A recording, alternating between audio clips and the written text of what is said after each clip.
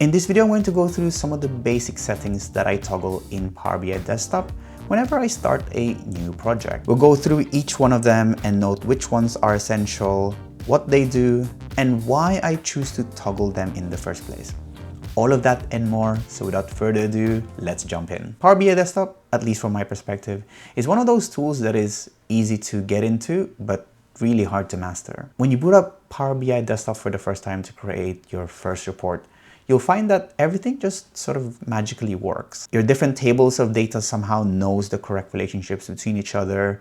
The dates have automatic hierarchies like year, quarter, month. The problem starts to come in as soon as you start working on more complex reports, like maybe you have more date fields that you want to work with, or maybe you have totals that don't really show up the correct total amounts, or just simply behaviors that you don't really understand. So starting with the right settings and getting used to the right settings can help you future-proof not just how you start working with Power BI, but also your future projects to help you manage them better. So let's actually go to the options menu here in Power BI Desktop to get ourselves acquainted with it. So you access it by just going to File, Options and Settings, and Options. And this will open up the options menu, which will have two sections, global and current file. Global settings are basically those settings that are applied to all new reports from here onwards. So you should really only be setting these up once, whereas the current file settings are only applied to this specific report. And there are some settings that you can only set up in the current file, which I'm not sure why it doesn't belong in global, but some of them are interchangeable. So some of them might be in global already, but some of them will be in the current file and you'll have to manage them individually for each project. So, but I'm not gonna go through all of these settings today because there's quite a lot of them. We're just gonna go through some of the ones that I actually toggle. The first and most essential setting that you need to turn off is the auto date time for new files. This is the feature that is responsible for creating those date hierarchies for your date fields. So when you put these date fields into a visual, it creates the hierarchy for you automatically. Years, quarters, months, days. And this is super handy if you're a beginner. You don't really need to set anything up yourself. Your charts will automatically group up dates for you and you can just click the drill up or down to go up or down a level. However, this feature is actually a beginner trap. Because if you hover over to the eye icon here, what it tells you is that it creates a hidden calendar table within each field. And this is an extremely inefficient way to handle date fields in the long run, since this feature will basically create a new hidden calendar table on every single date field that you have on the range of that field. So if you have a date field that goes from 1990 to 2050, it will create that calendar table for you, a hidden one behind your data sets. It's also not that flexible since you only have the ability to go to years, quarter, months, and dates, and you might want to be able to go to weeks or maybe even your own fiscal periods. And then it starts to get even more confusing once you start to create charts that reference multiple date fields and you want them all in the same axis. And I encountered this myself when I was working with Power BI from the very beginning, where I didn't quite understand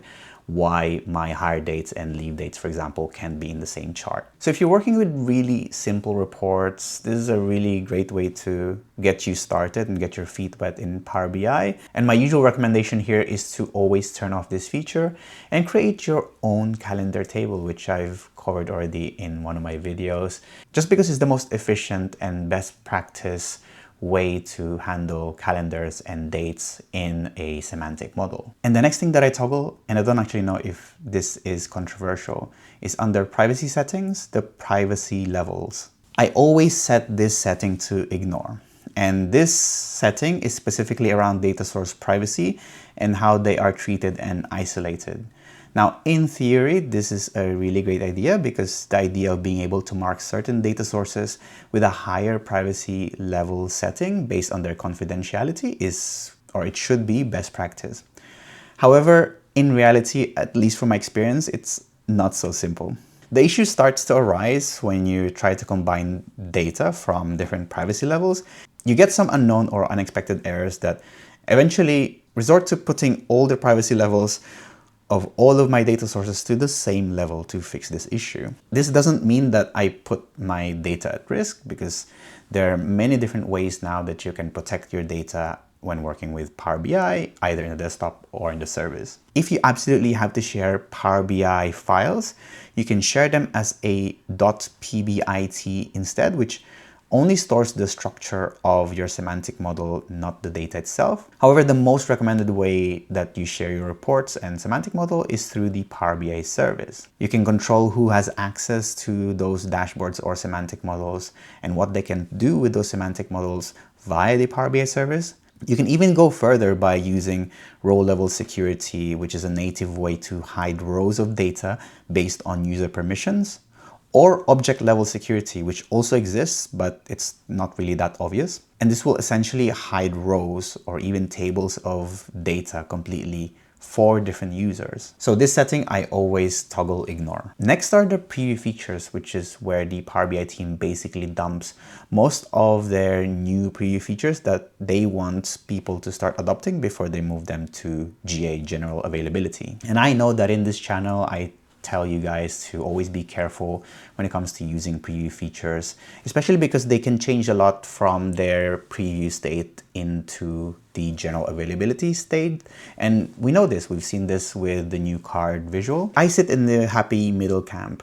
Like, on one hand, you have to be careful with the preview features, but on the other hand, you should always keep an eye out and start trying to implement some of these preview features into your production, obviously at your own risk, in some small capacity or some controlled setting. And that's because a lot of really useful and cool features actually stay in the preview feature limbo for a very long time. Adopting them can help you and the Power BI team shape what the GA version of this feature will be, since you can give your own feedback to these features on the Power BI forums. And this list obviously changes a lot based on what new preview features are being announced or what preview features are being moved to general availability, which means they will be removed here. So let me just list out some of the preview features right now as of February, what is useful to turn on that you should probably check out. The first ones that you should probably look at turning on are the ways to save your reports in a PBIR. And this is important to start using now, since the roadmap for this year basically will make this the only way for you to save Power BI reports. So definitely turn this on and get used to saving your reports this way sooner than later. The list slicer and text slicers are pretty low risk ones to turn on. They're basically the modern take on the slicer visual, which gives you many different ways to create interesting looking options and slicers beyond just simple drop downs or vertical views. Visual calculations are useful for making small and quick DAX calculations inside your visuals. You can also turn on translytical task flows if you're ever interested in figuring out how to do any write-back capabilities from Power BI to your sources. And lastly, DAX UDFs, user-defined functions. These are basically custom functions that you can create. And even if you don't use it now because it's still in preview feature, I suggest to get accustomed to this now, because it's going to be one of those essential ways to centralize your business logic in the future. Now let's move on to the current file, and you'll see that most of the settings here, or at least some of them, are mirrored to global. So you will find things like the auto datetime intelligence is turned off. Just make sure it's turned off for your current file as well. One personal thing that I turn off: Autodetect new relationships after data is loaded. This is the feature responsible for automatically creating relationships between your tables in your semantic model. It's a godsend if you have a really good structured table and you don't have a lot of them and you just bring them into Power BI and they have the right column names. You know, this feature will automatically find the correct relationship based on, what data you have in these tables and how they're named. However, when you start to work with a lot of tables, it kind of creates this spaghetti spider diagram of different relationships that you don't even know that it's creating. So I personally prefer to control and create those relationships myself, so I know how the data and how my filters propagate from one table to another. Lastly, on the report settings, I toggle this feature, change default visual interaction from cross-highlighting to cross-filtering. Highlighting a feature is basically when you select a value in one of the charts, it will highlight a subsection of whatever you've selected on other charts. From my personal experience, my clients have always found this feature a little bit confusing, and for a good reason, to be honest. Usually the charts that it's highlighting are too small to even see the proportion of the data that it's highlighting, and it actually makes a lot more sense for this capability to be a filter by default. So that's why I always toggle this. And that's really it. So those are some of the settings that I toggle in Power BI Desktop every time I start a new project. If you have any settings that you personally toggle that help you, leave it in the comment section box below so other people can also benefit from it.